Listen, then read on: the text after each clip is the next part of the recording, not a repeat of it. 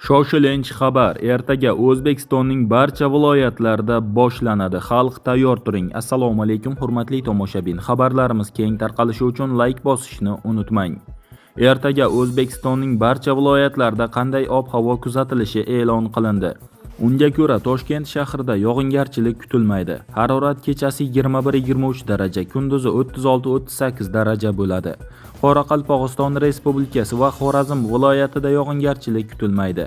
Harorat kechasi 20-25 daraja, kunduzi 36-41 daraja bo'ladi.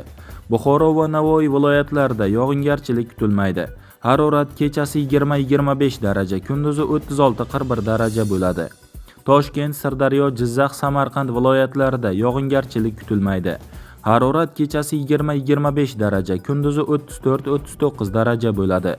Qashqadaryo va Surxondaryo viloyatlarida yog'ingarchilik kutilmaydi. Harorat kechasi 22-27 daraja, kunduzi 37-42 daraja bo'ladi. Andijon, Namangan, Farg'ona viloyatlarida yog'ingarchilik kutilmaydi. Harorat kechasi 20-25 daraja, kunduzi 32-37 daraja bo'ladi. Respublikaning tog' oldi va tog'li hududlarida yog'ingarchilik kutilmaydi.